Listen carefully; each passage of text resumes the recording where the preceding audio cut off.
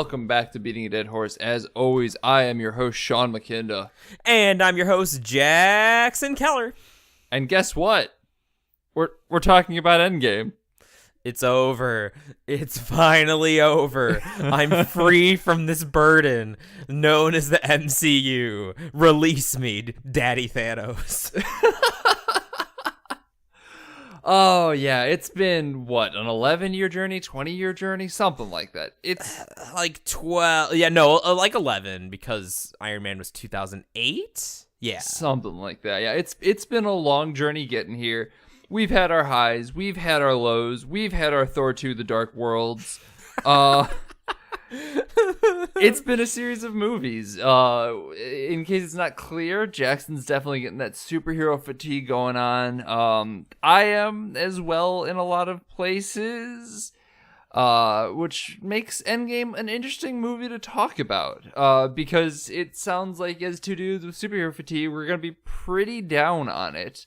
And while I'm sure we have some criticism, I don't think either of us really didn't like it. There's not really a lot to dislike about it. Like, that's just how Marvel movies work, is there's never really anything you can be like, I overwhelmingly hate this. The worst thing you can really say about Marvel movies is that they are boring and forgettable.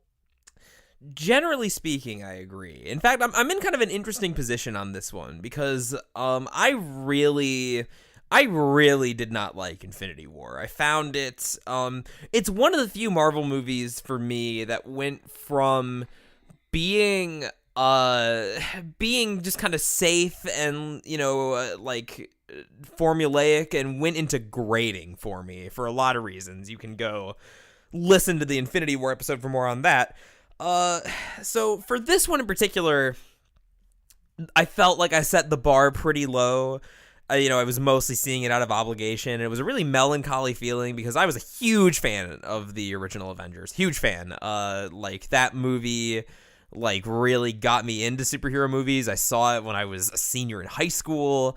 Thought it was incredibly hype, incredibly cool. So the fact that, we finally get the payoff to the long built-up, Thanos saga, and me not really enjoying it was sort of heartbreaking. And so I went into Endgame with pretty low expectations, and maybe that's part of the reason that I found myself enjoying it a lot more, I'd say, than Infinity War, which has not been the common position. But what can you do?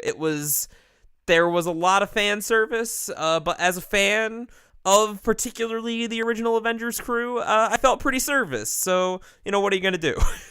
Yeah, it was a lot of payoff to some, as you said, fan servicey stuff and some things that have been hoped for in the community for a while.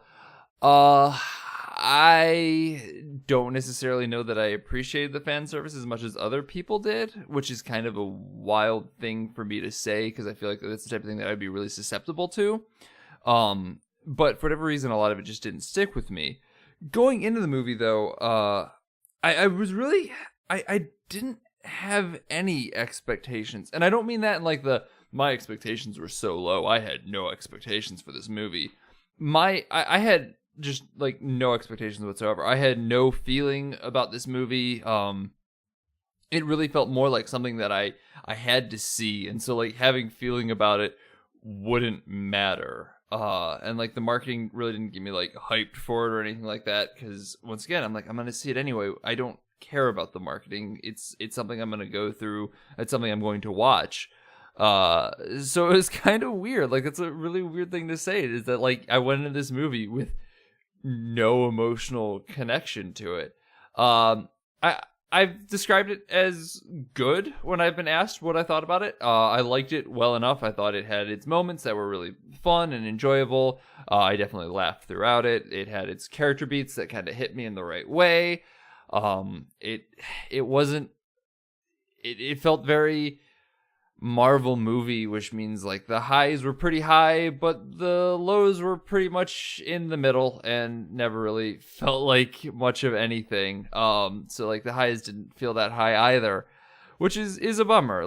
There's a lot of good in these movies, but the base track of them all feel somewhat formulaic, and even in a movie like this where it does break that base track a lot, it still feels like a Marvel movie in a lot of ways. So yeah, basically what it boils down to is whenever anybody's asked me what I thought of it, I said it's good. I have about 1,000 thoughts of it. Most of them involve spoilers, but I mean, it was good for what it was, and I enjoyed it. I'm trying to think if there's even anything else I could say that doesn't constitute a spoiler, but I don't think I can. I like this is definitely a big event movie where even mentioning like what characters appear in it could constitute a spoiler in some people's eyes. So maybe it's safer if we just don't. I was gonna say this one we try to usually stretch out our opening segments here a little bit, but like even the trailers and stuff did such a good job at keeping it very, you're gonna see this anyway, we're not gonna tell you anything, fuck you, that I kind of agree with you. Like I don't necessarily want to spoil anything from it, so I'm just not going to. Just if you're gonna see this movie anyway. I'd say, I mean, like, I'm not even gonna say if you're a Marvel fan you're gonna see this movie. You're gonna see this movie because everyone and their goddamn mother is going to see this movie. And in fact, my mother will see this movie because she likes Marvel movies. But no, it's definitely like you're not gonna have a bad time with it. Like you have to be a very certain type of person to walk out of there and be like, well, I hated that and it was not fun and bad and I'm just a grouchy old man and this is who I am now. So you have to be Jackson Keller, basically. So if you're not me, you're probably gonna have a good time. But even you liked it. What? Even I like this one. So yeah. So like you're gonna be hard pressed. So like I guess if you did just come here to hear whether we enjoyed the movie, yeah, go watch it. You'll like it. I will say, I guess the last non-spoilery thing I can say is that, like, probably the highest praise I can give it is that as the conclusion to, like, a 10-year saga, I felt it was satisfying mostly. So, take that how you will. Yeah, I mean, that's a solid way to put it. It was good. It was good. As they say in film criticism. It was really good. Yep. Next week, before we dive into spoilers, we kind of have a little special episode planned, so we're gonna keep that under wraps. Don't worry, it's nothing in theaters, so like you don't need to plan ahead to see it. And as a matter of fact, you probably have already seen this movie, but we're doing something fun with it. So stick around for that. We'll be back with that next Thursday. For now, let's talk spoilers about Endgame, I guess. I can't believe when Thanos used the glove to create the Abrahamic God and then absorbed his power. Right. And of course that immediately was followed up by Thanos using the glove to like the big fan. We need to talk about the big fan theory first and foremost, because like I think the big fan theory is really what sets up how the Endgame played out. Because everyone was talking about the Thanos plan, which is where Ant-Man shrinks down, goes inside Thanos' butt, and then explodes. Like, he gets really big and Thanos explodes. This was a legitimate fan theory that a lot of people were having a lot of fun with. Now, what I think the Russo brothers did brilliantly is I think they kind of predicted this coming. Just like we have this character named Ant-Man, the internet is a gross and weird place. But what Thanos did instead is he actually, after absorbing the Abrahamic gods, he snapped his finger again, brought Ant-Man to him, shrunk him down, and then put him inside his own butt, and then had him grow, just to explain that, like, this wouldn't have worked anyway. My anus, my sphincter is very powerful, and in fact, I am receiving immense pleasure from this. So thank you, Ant-Man, for your assistance in this orgasm I am currently experiencing. I hope the audience is enjoying seeing what Daddy Thanos' O-face looks like. I thought this was a very interesting and on its head twist to the Thanos plan. You know what? I really like the way that this moment really falls in line with what we know about Thanos as a character, because he spent basically the entire last movie just flexing on people because he can. And really, this is the ultimate flex to not only subvert the plan of your opponent and your audience, but to actually gain sexual pleasure from it is something else entirely. Truly the most menacing villain. Absolutely. So I hope we have cleared out anybody who might actually be listening past the original spoiler tag. Let's talk about actual spoilers. Because I think before we talk about anything like grand plan with this movie, I just kind of want to break down what parts like we felt were stronger, because we did mention like there were some parts to the movie that we kind of came across a little weaker than the rest. And like I think this movie is really like it's the most clear example of a 3-act structure maybe ever put to film. They're very clearly delineated. Yeah, it's incredible. But my thoughts are that the first act, the rebuilding of the Avengers, feels really kind of floaty. Like it's just kind of meandering, bringing everybody back. It's kind of aimless, but like it has a goal. It just doesn't really have any drive to get there. So it's a strange opening. Once again, it's not necessarily bad. There are moments in it that I like. There are character beats that I like a lot. It just feels kind of floaty. The second act is the time heist, which I thought was a lot of fun. As much as like the Ant-Man movies, especially the second one, I thought was pretty boring. I still really like Paul Rudd as Ant-Man. I think he's a really fun character, and I think Paul Rudd plays him really well. So like when he's talking about the time heist and stuff like that, I thought it was really enjoyable. And the heist itself was a lot of fun. The third act, you get that Marvel battle scene that we all know. It's there. And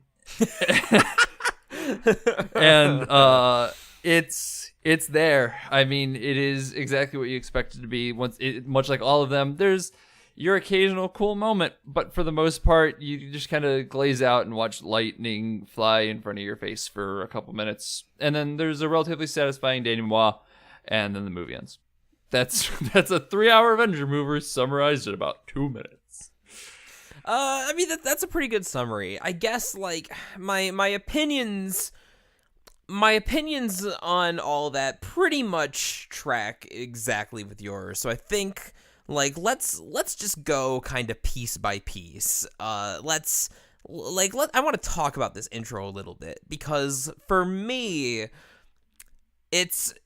I like the intention of what they're doing, but I think that there's a fundamental flaw that keeps it from being effective. So in theory, the movie opens up, the Avengers all get back together, and they're like, we're gonna go, like, shit stomp Thanos, and, we're gonna do things right.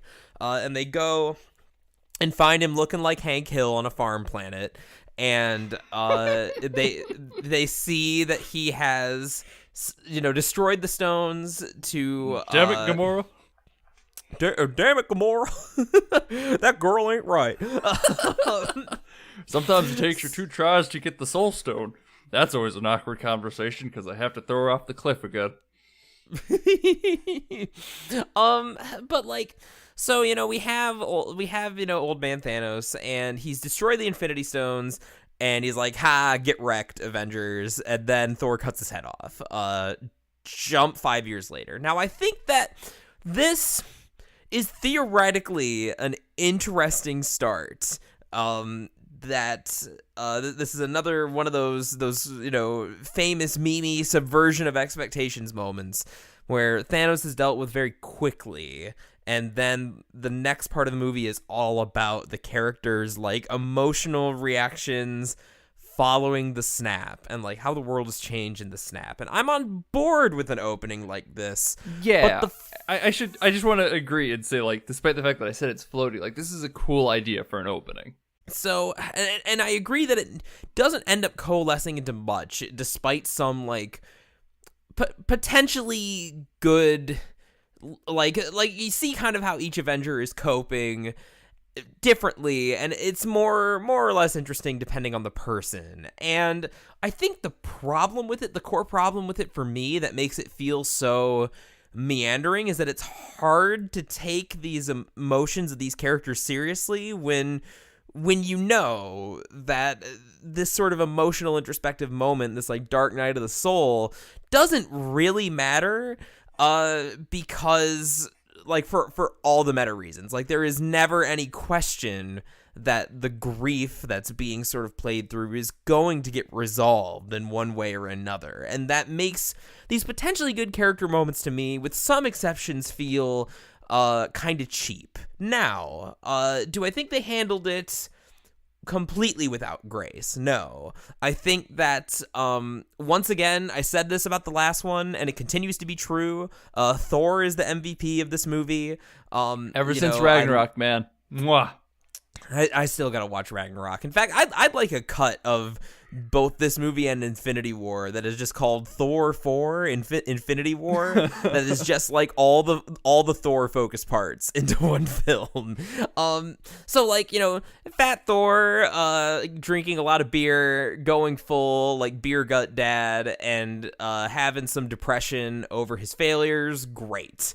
Iron Man, relatively speaking, lucking out and like kind of getting the family and the civilian life that it's been hinting at that he's kind of wanted since Iron Man 3. Great, because he's actually got some skin in the game that actually introduces a decent dilemma, a reason why, just going back and fixing everything might not be so self-evident. But yeah, like Hulk, it's neat to see Ruffalo Hulk in like Hulk form and achieving like true synthesis. Like it's neat, but it doesn't. It just sort of happens. It's like clearly supposed to be the conclusion to the arc that was started in Ragnarok and continued through Infinity War and brought us to Endgame here. But like it's kind of a bummer that we don't see all of the middle parts.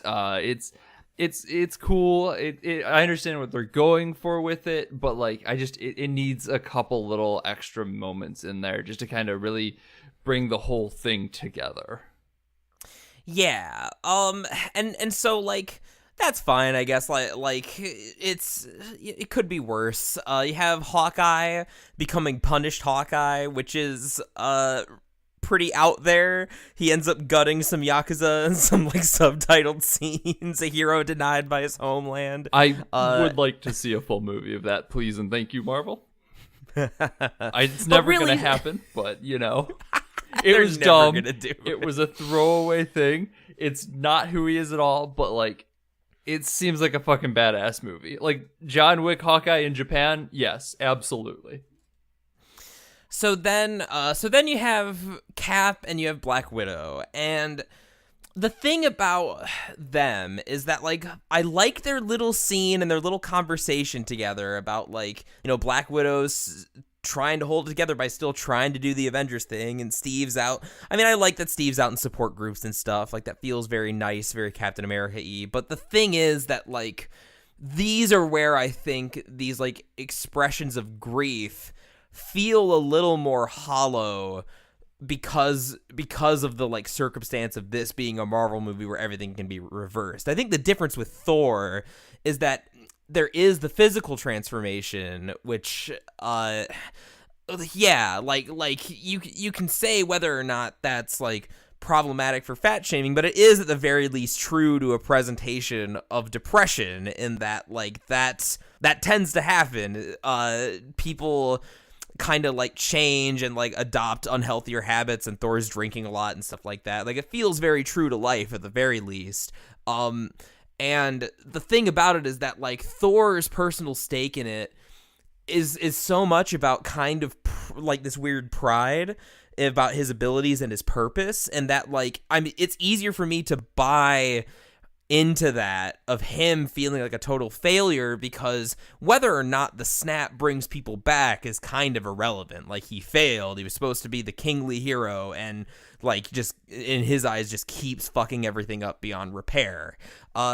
So that feels a lot more genuine to me than like Steve and Nat's conversation, because we know that like everything can just go back to normal for them, and probably will by the end of this movie. I think my problem with these scenes weren't even so much like looking into the future of, yeah, this movie will be fine in the end. I feel like I did a fairly decent job with this movie, kind of distancing myself from that idea.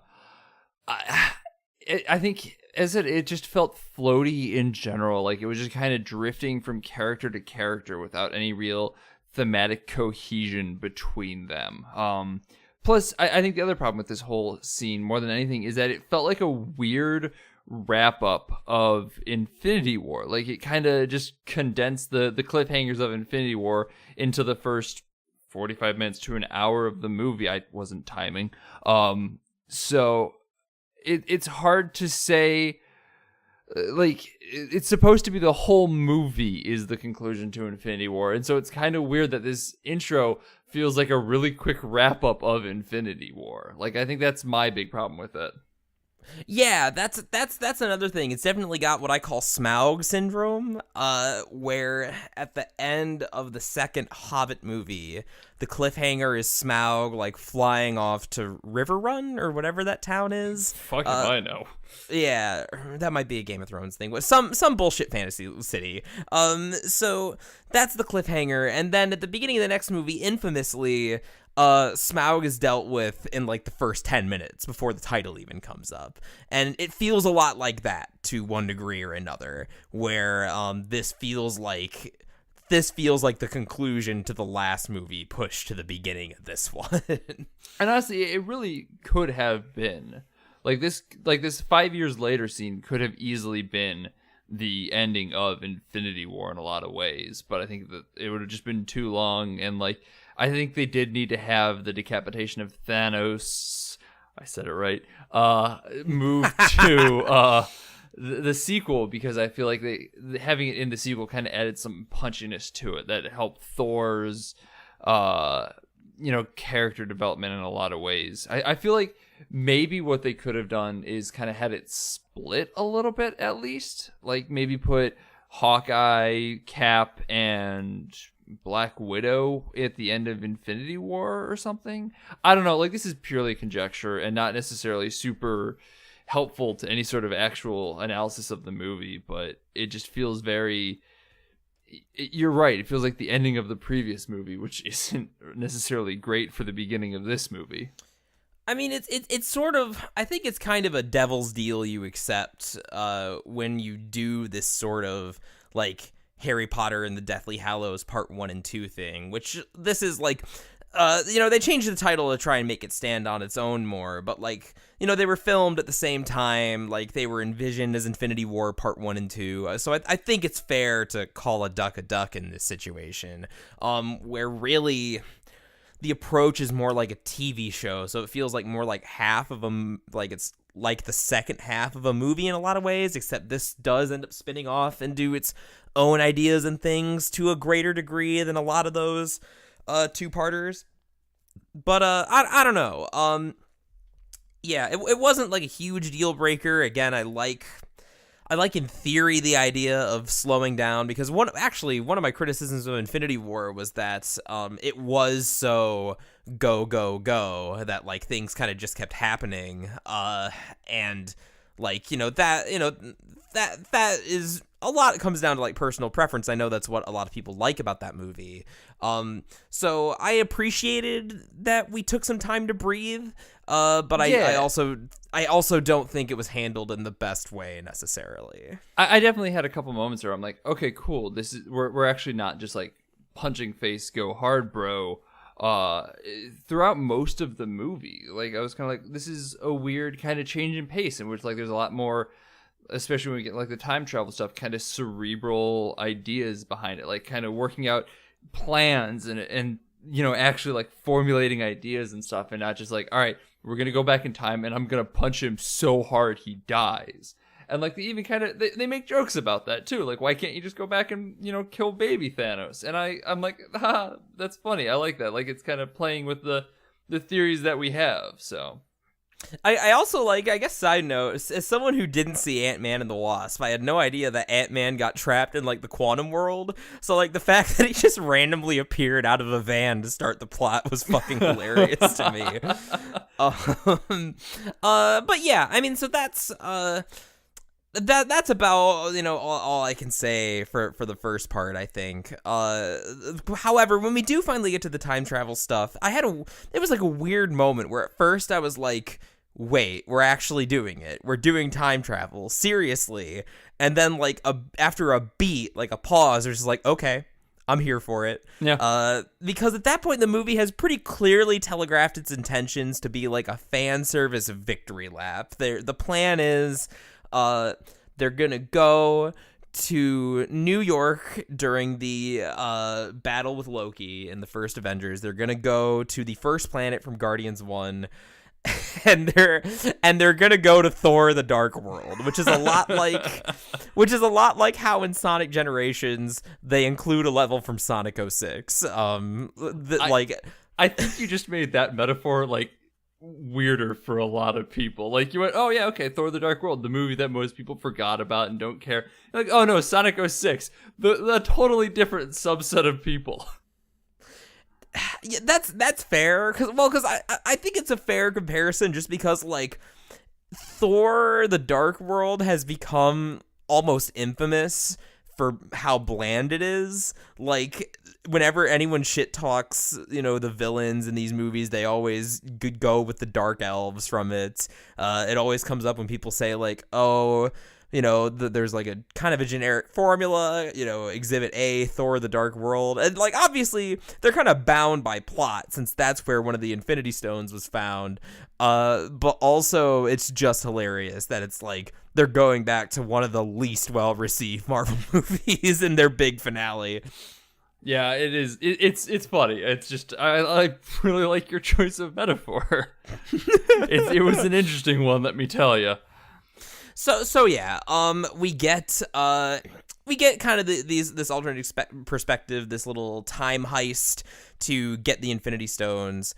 And you know, I've watched Red Letter Media's Half in the Bag on this today, and I kind of agree with them that I almost would have liked more of this, or even potentially a version of this movie where like 2014 Thanos doesn't come back and they just have to like, you know, come up with a plan, make it more like a heist movie. Like that sounds really fun to me, especially because I think this is where the movie really shines. We get some nice fan service moments. We have some jokes. We make fun of Captain America's ass and then in the Avengers 1 outfit. You know, that man dummy thick. Yeah. So, yeah, I mean, it's just a lot of fun. You get a Cap versus Cap showdown. You get a little call out to the Hail Hydra shit with Cap. That's fun. Yeah, the elevator scene was a lot of fun. I like that a lot, actually, because like you could feel the tension from Civil War, right? Winter Soldier. Winter Soldier. Yeah. That's just, it's really enjoyable, and like I like that same kind of tension. Like, ooh, what are they gonna do with it this time? And I really like the leading into the Hail Hydra. I thought that was a really clever workaround that served its purpose wonderfully. Yeah, I mean, there's just a lot of neat stuff. Like I said, if you're a fan of like any of these Marvel movies, really, or like at least like. It's good that they went out of their way to choose like two of the biggest, most popular ones, that they go back to Avengers 1 and they go back to Guardians 1, which is why it's a little weird that they also go back to Thor: The Dark World. I will say they did a decent job with Thor: The Dark World, though. Like, I liked having Thor get to talk to his mom one last time. Like, I thought that was really nice, and I like the dynamic between Thor and Rocket anyway. So like having them go back together was a lot of fun, especially with just like, fuck it, fine, I'm gonna go just stab this girl with this tube thing by myself. Bye. The Thor: The Dark World stuff works because they're not so much focused on like the Dark Elves. They even make fun of the Dark Elves in this. Like they lean into the meme. And what ends up working about it is just that Thor as a character is so strong in this, and it's like there's a lot of like nostalgia of going to Asgard, which of course now is, you know, destroyed. Him getting to talk to his mother again, genuinely emotional. Like you said, his dynamic with Rocket is really good, and I gotta say, I really like Rocket's dynamic a lot more in the context of like the other Avengers as opposed to the Guardians, because to me, like I'm on record as like a hater of the Guardians of the Galaxy at this point, and I think the lack of them is a big reason why I like this movie a lot more than Infinity War. But I gotta say that like Rocket's more like gruff asshole attitude fits in better when you have someone squeaky clean like Cap, or like the kind, or like Thor, as opposed to the Guardians where you have like Peter Quill and like everyone being kind of snarky. I mean, everyone's kind of snarky here, but there's something. Rocket's got more of an edge to him than the other Avengers, which is yeah, and it makes for a great dynamic with Thor, particularly because he is so ridiculous. And I really like the use of Ant-Man as like a point of view character who has to get acquainted with everyone else, because he's kind of the most normal guy out of everybody. So that's a lot of fun too. I will always stand by. Like, I think Ant-Man, specifically Ant-Man and the Wasp, was a very by the numbers movie. Like, arguably almost as bad as Thor: The Dark World to me. Perfectly serviceable. It was enjoyable. But Paul Rudd's Ant-Man is genuinely enjoyable, and I really like seeing him. And I think, like, if they gave him to a better director with a more interesting screenplay, Edgar Wright, oh man, I don't know where that came from. It would have been a really good movie, and like I think there was some really interesting stuff they could have done. So like, I'm always happy to see Paul Rudd's Ant-Man. It's a silly, goofy character, but he's got some cool stuff, and like his reunion with his daughter was neat. And I like Ant-Man. That's all it boils down to. Yeah, no, I actually like him a lot more here. I remember in his solo movie, I never saw Ant-Man and the Wasp, but I feel like in his solo movie, I remember being a little underwhelmed with his character because he had to do so much like the origin story stuff. But I think that like the way that they used everyone in the group dynamics here was a lot more satisfying to me than it was in Infinity War. Like, I remember that was one of my main complaints, is that part of the appeal is these character interactions. And Steve Rogers doesn't really do anything. And you have the Guardians taking up a lot of the movie, and they're pretty fucking annoying. And then you have Tony Stark and Doctor Strange, like, being sardonic assholes to each other, which is, like, the most redundant, stupid thing. So, yeah, I feel like the balance, I really like the balance of the original team and personalities, which is why, and I think that the new additions that they have here, like, really work well. Like Ant-Man and Rocket fit in pretty seamlessly into the overall group. So that's great. That's good. Nova's actually a pretty good addition too, actually. Like, they all, I feel like as much guff as we gave them with like just knocking people out who, like, in hindsight, it's really clear that the people that they took out were the people that were otherwise filming movies at the time.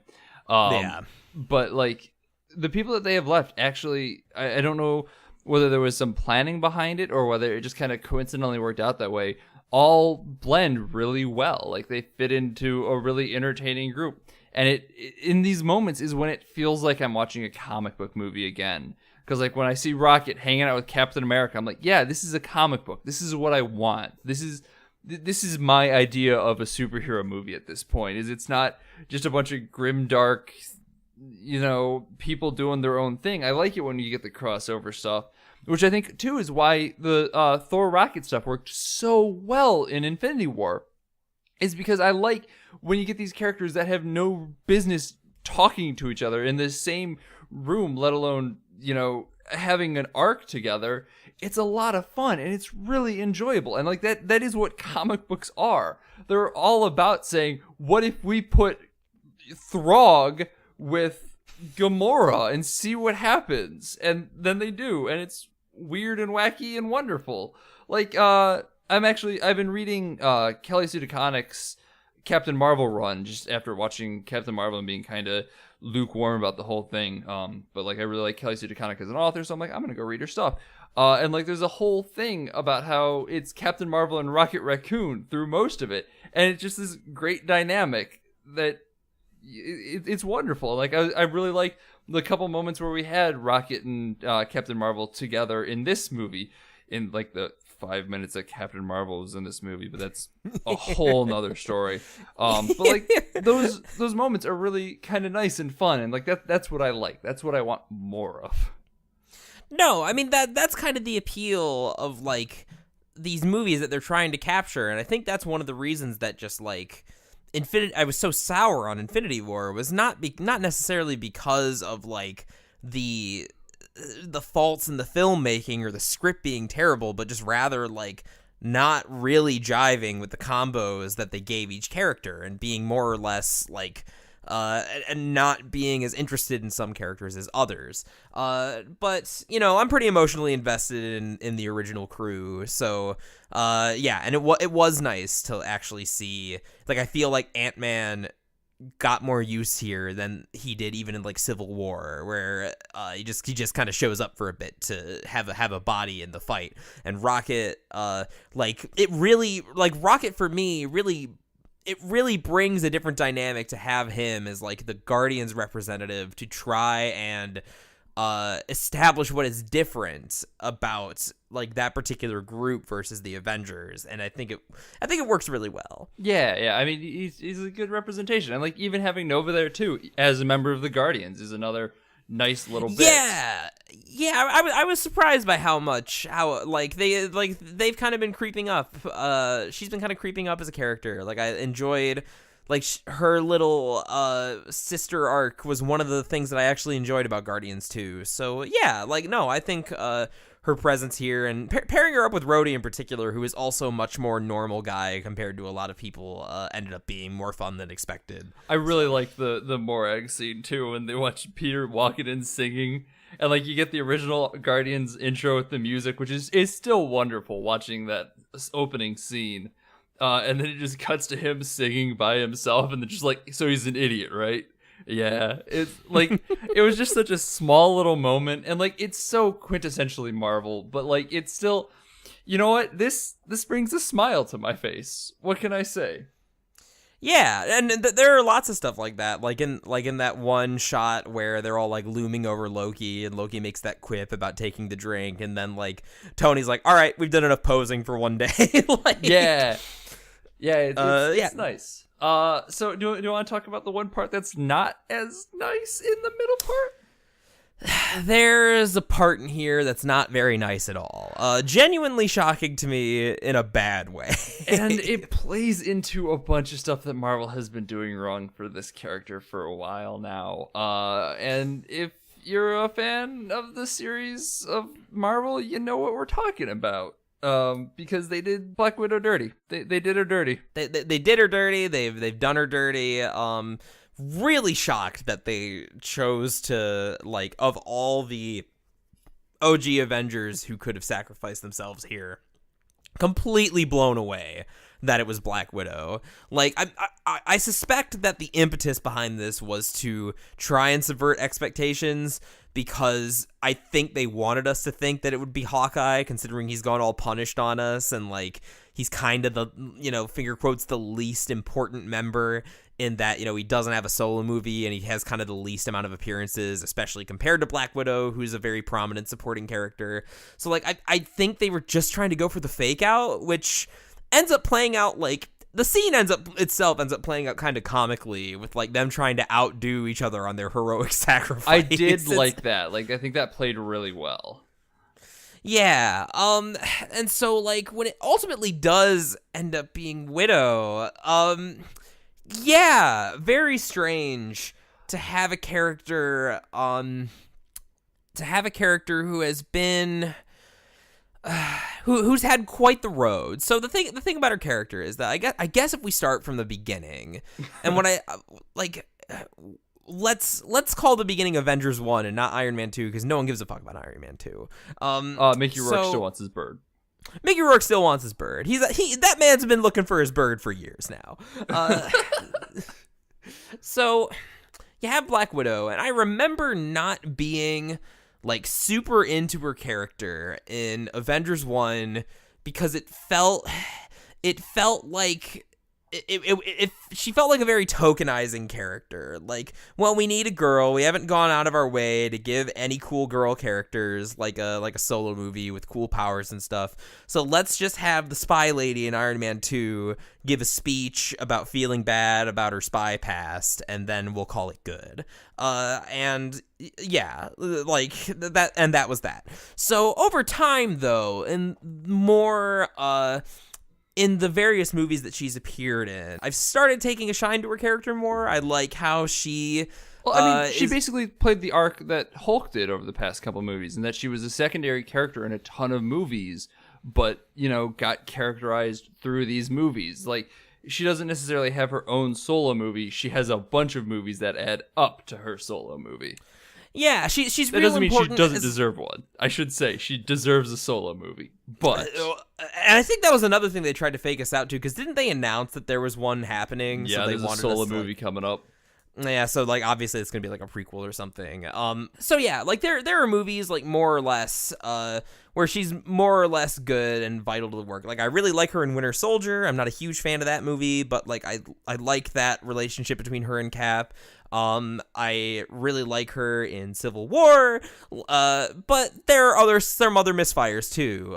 Like infamously her little love story with the Hulk in Age of Ultron that kind of comes out of nowhere and doesn't go anywhere and is just strange sort of romantic baggage that doesn't need to be there. And so her character's been sort of kind of all over the place, but not necessarily in a bad way. And we come to this movie where like her role as like Avengers second in command, like kind of the like person who gets their hands dirty in terms of managing the team, and how she carries that grief like through her work is a real good place to take her character.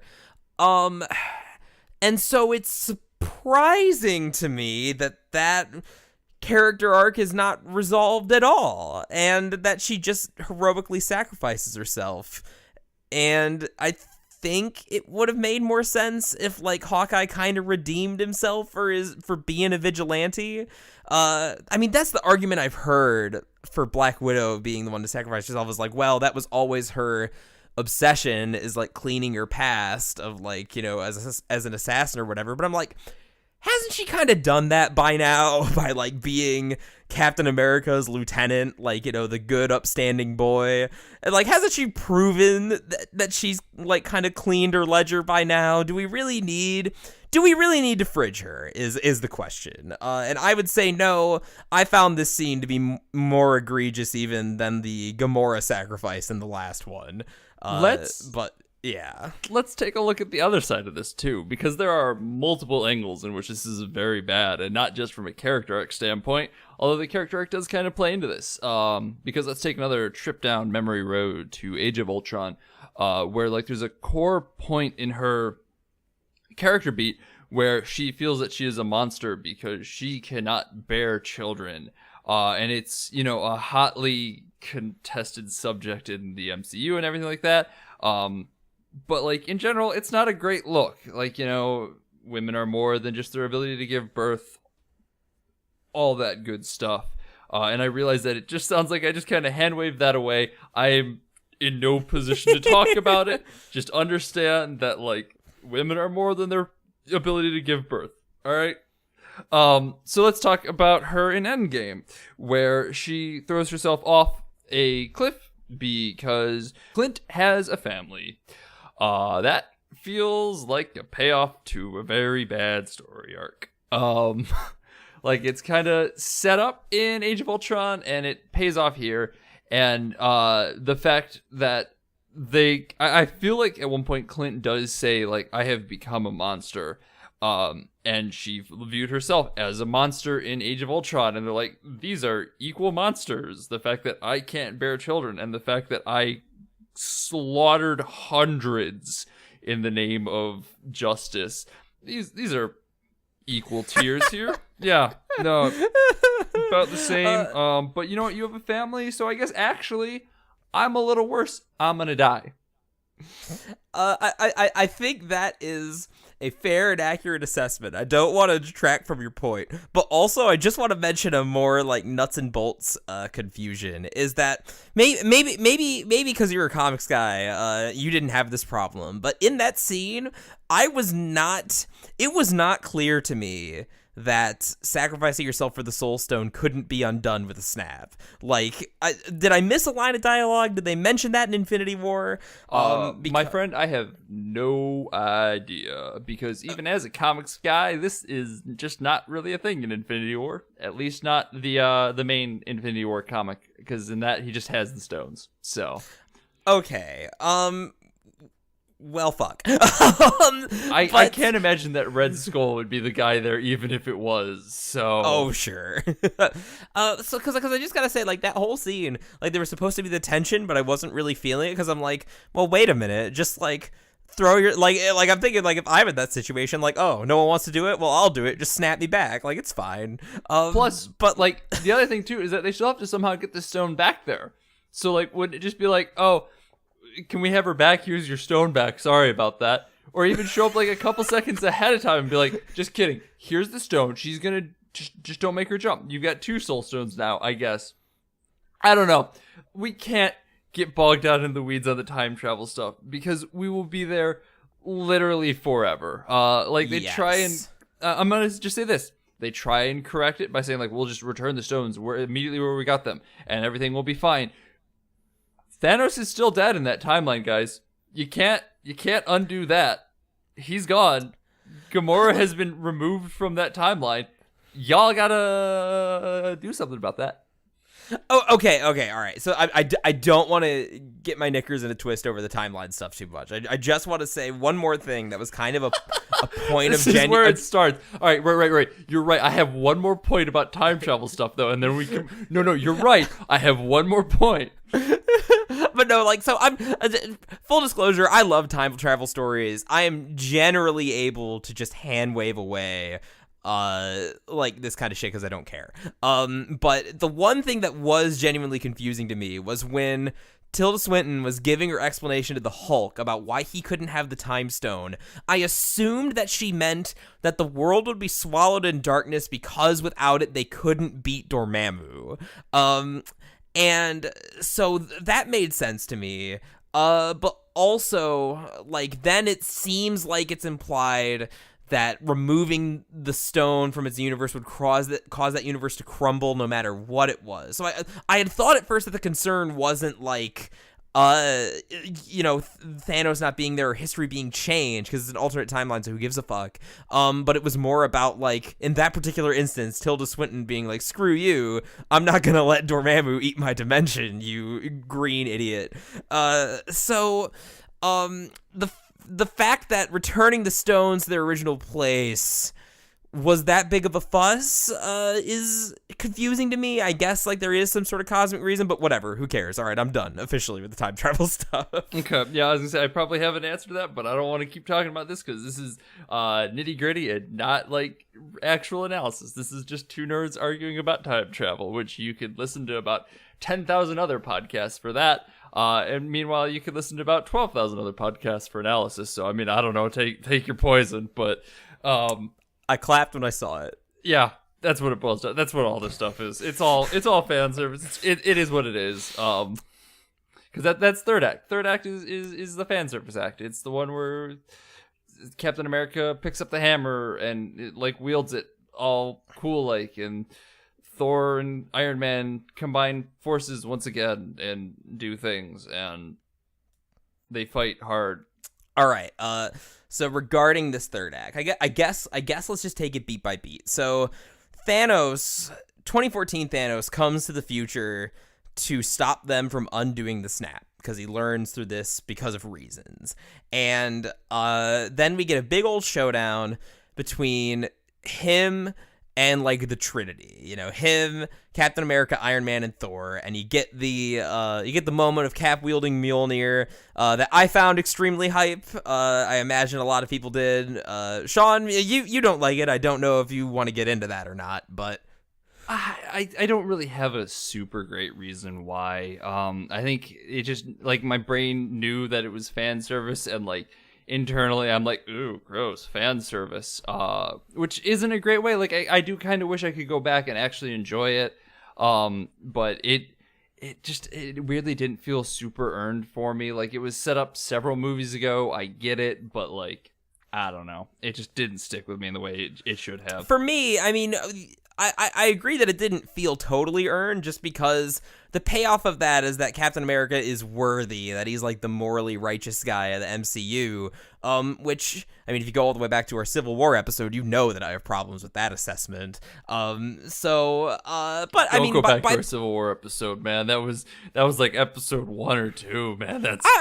I'm still proud of that discation. I mean, still like that episode. It's a good discussion, but the podcast itself is a little rougher on the edges.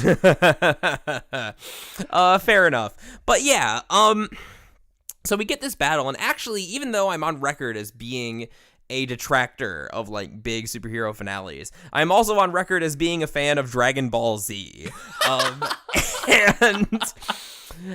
And so the thing is that in theory, I like these superhero battles. Like the fact that there was a big DBZ fight at the end of Man of Steel was like the only reason I was a defender of Man of Steel for so long. I can be wowed by these sort of things. I think I'm the only person on the planet who doesn't hate the third act of Wonder Woman totally. Oh no, there's a lot of people who really like the third act of Wonder Woman. The problem is you talk to yeah, oh yeah.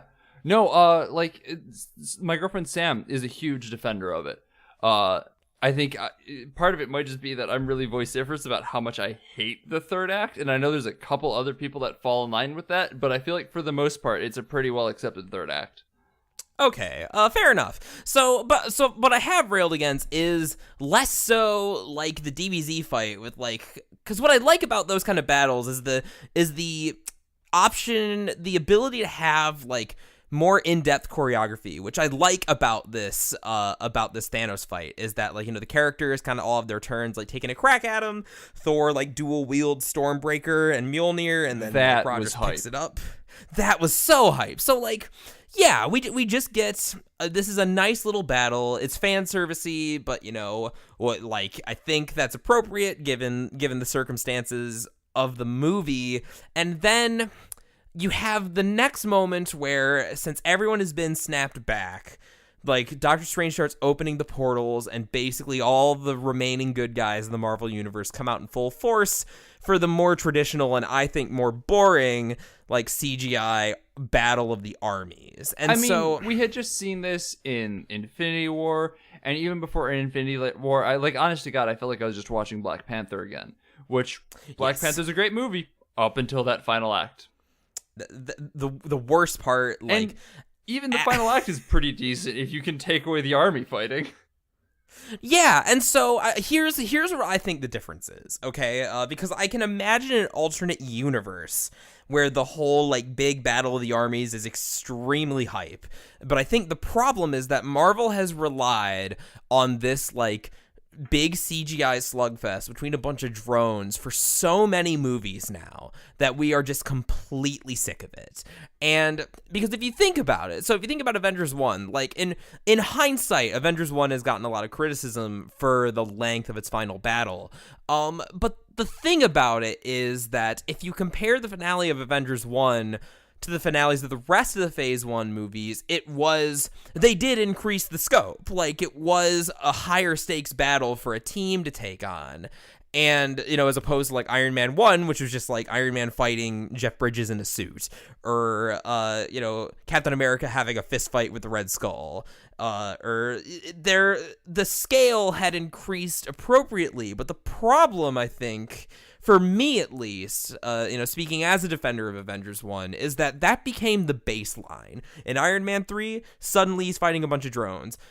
Captain America, Winter Soldier, suddenly there's a bunch of helicarriers and all this crazy stuff going on. Age of Ultron, again, more drones. Black Panther, big stupid army fight. Infinity War, again, bunch of drones, big stupid army fight.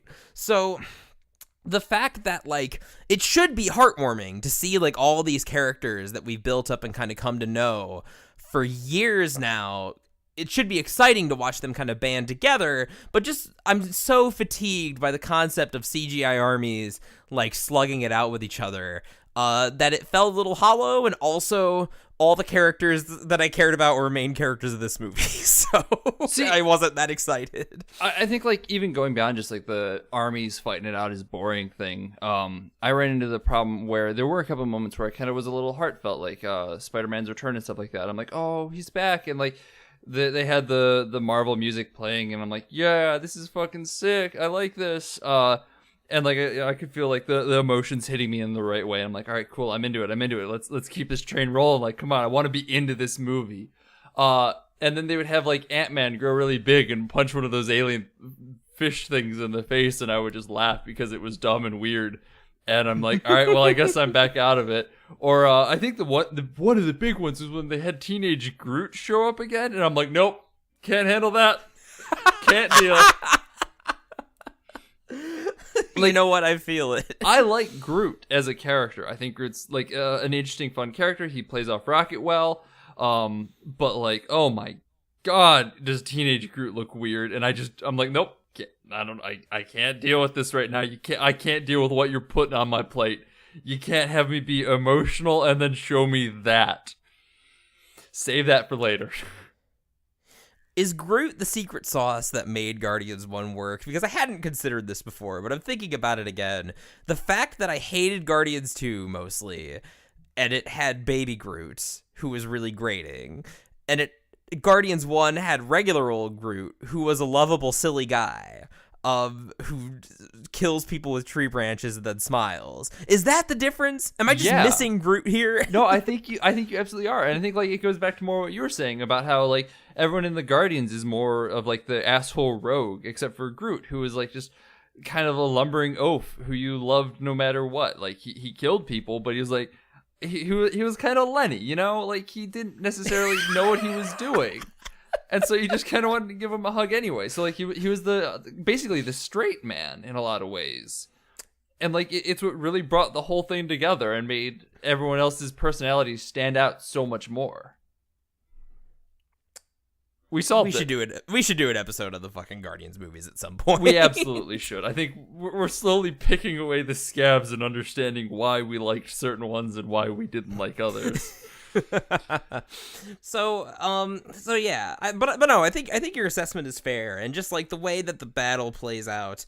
I only want to call attention to this one particular moment, not because it was necessarily so egregious on its own, but it felt egregious in combination with Black Widow's death.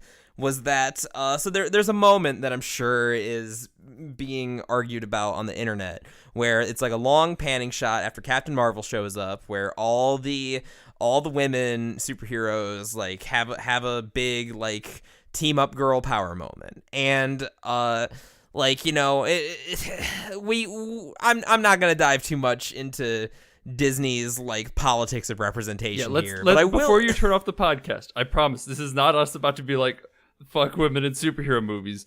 They earn this, just not like this. Rather, it feels incredibly disingenuous to have your most interesting, like, developed kind of core member of the team get fridged just like 3 scenes prior and then try and tell us how good you are at being representative. Yeah, it's not great. It's very much like, I need to stress this because there is definitely a subset of people out there who are like, women in my superhero movies, this is a guy's thing. That's not what we're saying here. What we're saying here is that this is a very, like, cynically corporate feeling motivated moment where it's like, look, we are good at representation too. It's not just DC, who, despite making bad movies, have produced some very solid movies in terms of representation. Like, they beat Marvel to the female-led superhero movie by a country mile and made a better one. So I just need to stress that right there. We're not saying like women shouldn't be here, we shouldn't have female representation. That's not what we're saying at all. We're just saying that they deserve better. And really, like, we didn't want to bring this up at all, precisely because it could give some like Comicsgate bros kind of the wrong idea, but I felt it was worth mentioning because it's kind of the icing on the cake for what makes Black Widow's death feel so wrong in this, how they kind of did her dirty. And I think it's kind of the last piece of the puzzle in that regard. Yeah, absolutely. Like, there's a lot of stuff in this movie, and once again, I don't really want to get into it just because we are two boring-ass straight white dudes who don't necessarily have the breadth of knowledge to be able to adequately explain this stuff, but there's a lot of moments in the movie that feel more token than actual representational. There's just a lot of like, hey, look, this person's here now. Great. They didn't do anything. Like, you just have them there just to have them there. That's not representation. That's tokenism. What are you doing? That's nothing. Stop it, Marvel. Stop it. Either give us actual characters or don't. Yeah. So that should probably be all we say on that. Yeah. Let's all right. So I feel like as far as like opinions, we basically have the big two left. Which one do you want to talk about first? What are the big two? Cap and Iron Man. Take your pick. You know what? You've got more of an attachment to both of these characters than I do. What do you want to talk about? My hot take is, honestly, at the end of the day, I don't know that I have much of an attachment to either of them anymore, and that sucks. I don't know that I ever really had a huge attachment to Steve Rogers, and I don't know. I never had that much of a draw to either of them. Weirdly enough, like I really like Thor now because they gave him a really interesting character, and I think Rocket's grown a lot. Yeah, I hate to say it. Sorry. I kind of like Hawkeye, but like that's really boring. So I don't know. I might just have bad taste. That is possible. You know what? My man out here repping Hawkeye, he's going with the underdog. You don't have bad taste, you have hipster taste. It takes a bold man to like see superstar career resurrection Robert Downey Jr. and go, you know what? I'm going for Clint Barton here. I mean, part of that too could just be that I really like Matt Fraction's Hawkeye run. So, so all right, I'll start with Cap then, just because I'm a bigger Iron Man fan, and this won't take us long. So we get the resolution to both of these characters in one way or another. Captain America, I guess firstly, Iron Man dies when he finally gets all the stones. He can't handle the power, but he uses the snap to get rid of Thanos and all his boys. And then after that, Cap is sent back in time to, get the timeline straight, make sure Dormammu doesn't come out of the dark dimension and kill everyone. Great.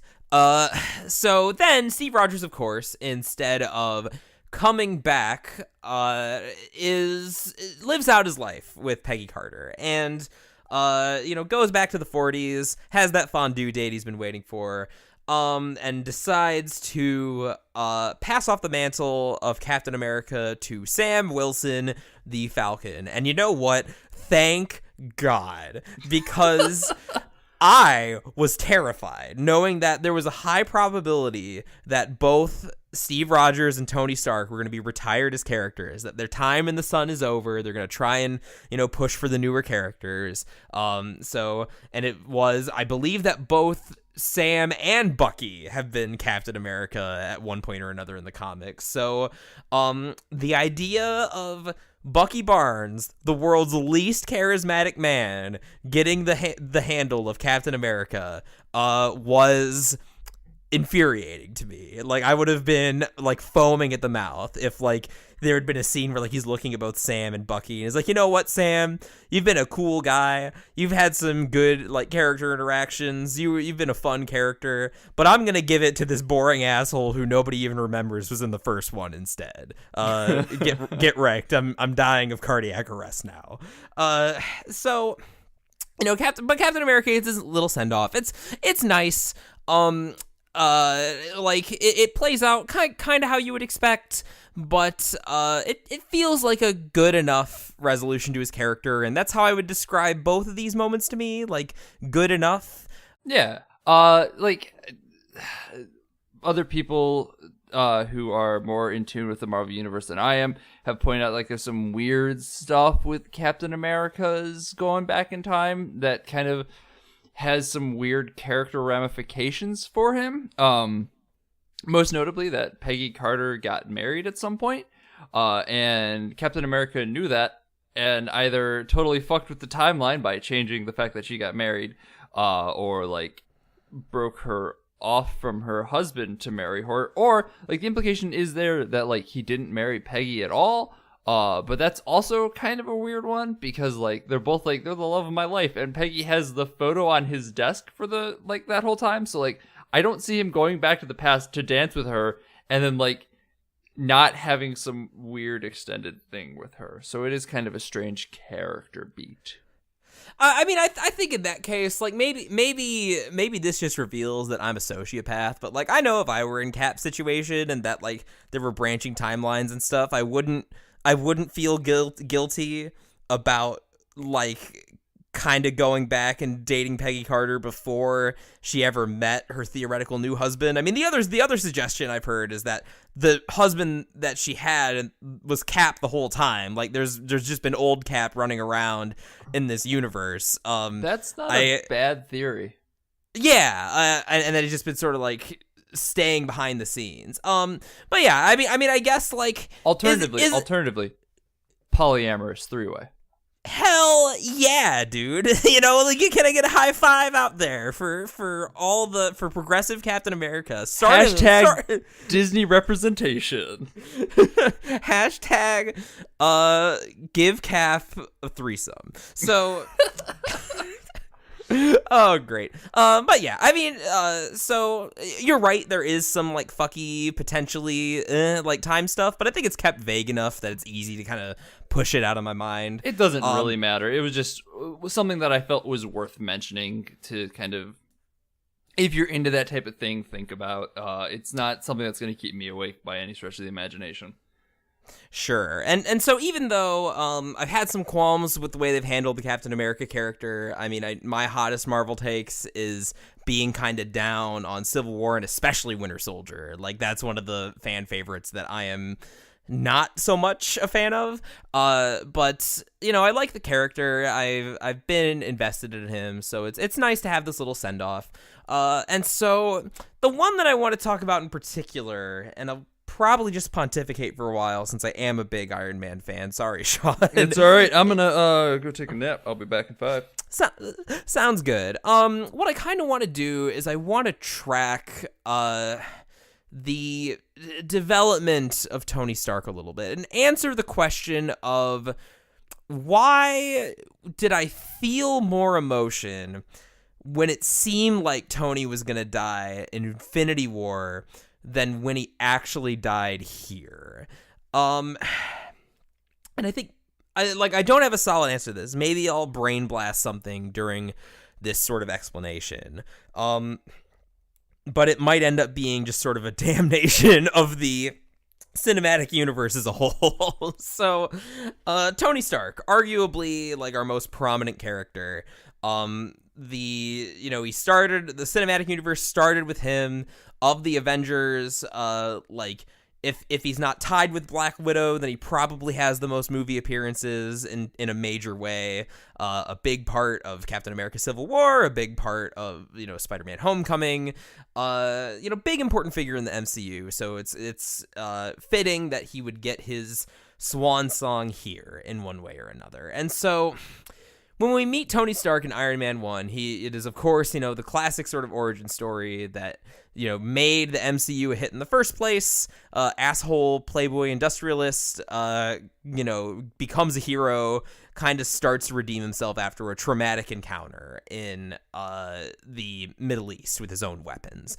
And this source of trauma will become a very important theme to the Iron Man character because it's something that's going to get compounded and played with in the following movies, and is what I think makes this particular iteration of the character so interesting to me and human. So Iron Man 2, Mickey Rourke wants his bird. So then we go to the Avengers, and we have a pretty logical extension of his character arc from Iron Man 1 that fits with the whole theme of the movie. Kind of a like rogue who doesn't play nice with others, like has to learn how to work as a team, and gets his big moment when he has to deliver the nuke through the portal and theoretically lay down on the wire as Cap sort of chews him out for not being willing to do. And that will become another big theme, is just sort of the grating tensions between Cap and Iron Man that will eventually explode. And so now you get to Iron Man 3, probably my favorite Marvel movie. I'd have to rewatch it. I'm not sure at this point. It's been too long. But and what makes that movie so great in my eyes is that, to me, it's a Marvel sequel that really deals with consequences. And it's here where this sort of existing angle for Tony Stark as like a survivor of post-traumatic stress disorder and like someone who is trying to cope with it is handled in a very interesting way. Much like I think how Thor's kind of depression and like feelings of worthlessness are kind of handled in this, and that's what makes Thor the best character in kind of this Infinity War saga. So, you know, Iron Man has his robots that he's building just as a compulsion because he doesn't know what to do with himself in light of not being the biggest game in town as far as superheroes go, like getting a peek into the cosmic void that is the like Chitauri ship. And, you know, Iron Man 3 is all about him, you know, destroying the suits, accepting his life with Pepper, and like trying to be a human again, basically. And this is where things start to get a little rocky because, Ultron, it sounds like the production pipeline was not quite figured out yet, because Joss Whedon had apparently seen the ending of Iron Man 3 and was like, well, shit, like, this does not work at all with, like, what I was thinking for Ultron. And so then you get Ultron, where we have, you know, people argue to this day about whether or not it's a regression for his character to build Ultron, because building Ultron seems like the sort of thing that troubled Tony should do at the end of Iron Man 3, or like at the beginning of Iron Man 3, when he's creating all these suits and just having, like going into complete panic. And so then, you know, he builds Ultron, and that ends up being like his hubris, but it doesn't feel like a very natural development. It feels like he builds Ultron because he is the only one in the plot that currently can. And, so then this ends up being the splitting point for the character, because the fallout of Ultron and his guilt over Ultron is going to power his motivations for the next couple of movies, insofar as like he's gonna clash with Cap over like safety and security and try and atone for what he's done, and he's gonna like also kind of take Spider-Man under his wing and be sort of a father figure, and I'd say also just sort of atone for what he's done. Like, one of my favorite scenes in Civil War is when that mom confronts him about her son who was killed in Sokovia because of the machine that he built.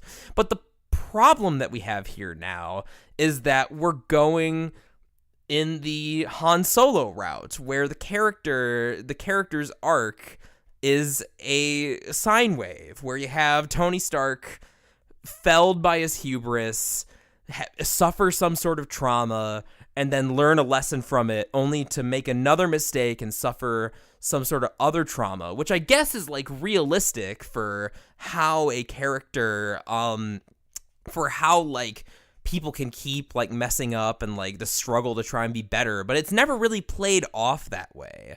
And so then you have his role in Infinity War, which is basically just to quip at Doctor Strange. And then you have his role here, where it's kind of the ultimate question of the security of his life versus kind of the greater good. That's what makes the setup with him having this family and coming out of the snap relatively unscathed so interesting. And with that, I feel like his sacrifice with the gauntlet, when framed through like his existing character arcs, makes what was already sort of a messy, unstable like character track kind of strange, kind of a strange way to end it. And that I feel like by having him snap away Thanos and sacrifice himself in doing so. The thing about it is that, like, there is the only risk to Tony is himself at that point. Like, we're so far past the point of, like, Tony Stark concerned about sacrificing his own well-being. At this point, like, what makes Tony's PTSD so bad is the idea of, like, these overwhelming forces that he himself is not able to stop. And now you have a situation where basically he is able to stop it. Like, he is given the glove, he is given the power to make everything right. And it comes at a great personal cost, sure, like he has to give his life, but I mean, I think it's safe to say that Tony would sooner give his own life than rather be put in a position of, like, having to choose between, like, he'd give himself up before he'd give his new family up. And the fact that we don't get much follow-up on that very interesting question that I think comes back around to, like, the original concerns of, like, what Tony's motivations are in a good way, and that we have a new take on something like it is still selfishness to, like, say, well, you know, I came out of the snap okay, like, I'm gonna have my family, like, I don't want, you know, my child to never exist because of these time traveling shenanigans or whatever. But it's also, I mean, it's not just about him at that point, and I think it's a logical extension. So the fact that his final choice, the fact that it's not really a choice, and the fact that that Tony Stark, his great sin with Ultron was thinking that he could have everything under control, and that's what his big problem in Iron Man 3 is, that, like, he thinks that by making all these suits and robots he can keep things under control, but he can't.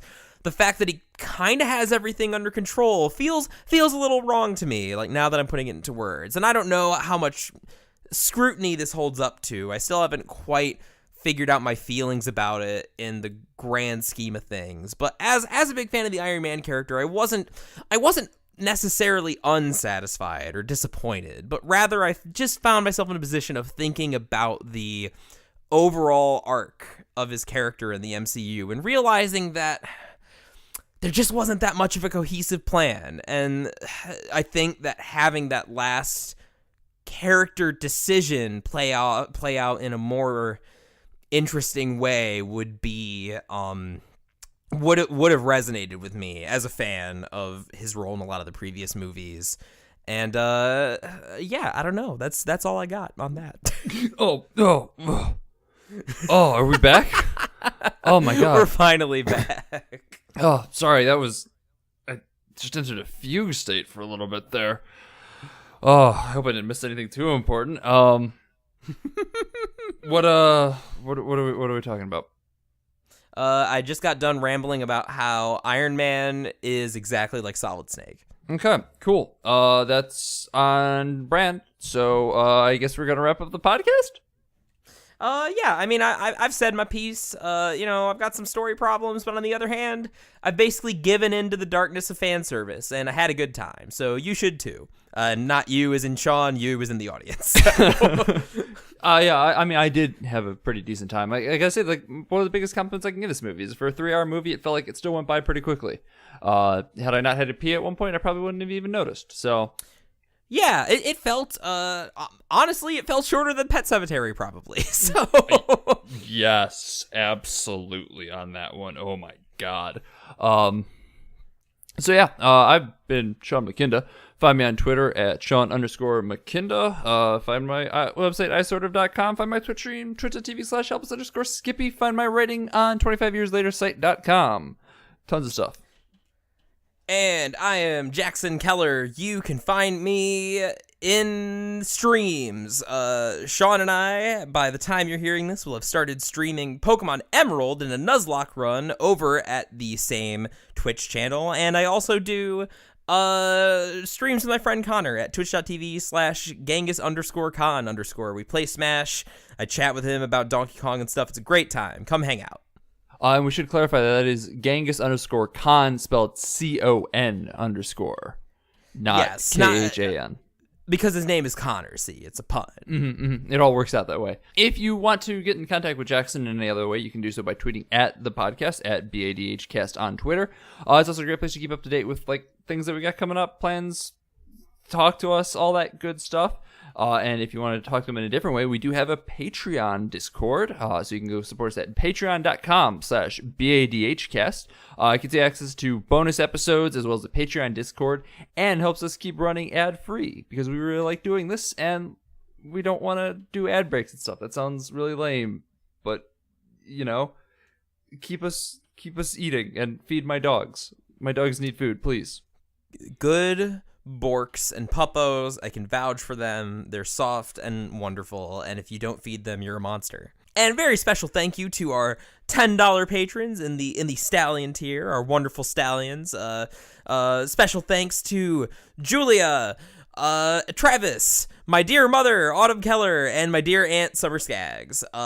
So thank you so much for contributing a lot. Mom, I'll be successful one day, hopefully. And as always, thanks to Loads of Highway for the use of our theme song. It is Suicide, alternate take off the album High Octane, Low Expectations. They're a great band.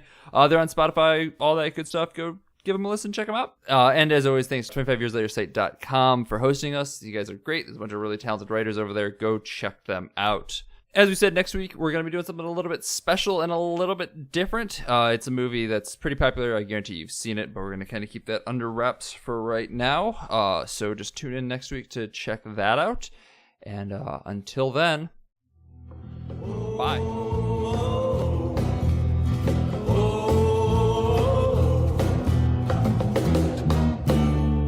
Don't you go into the ground. Don't you go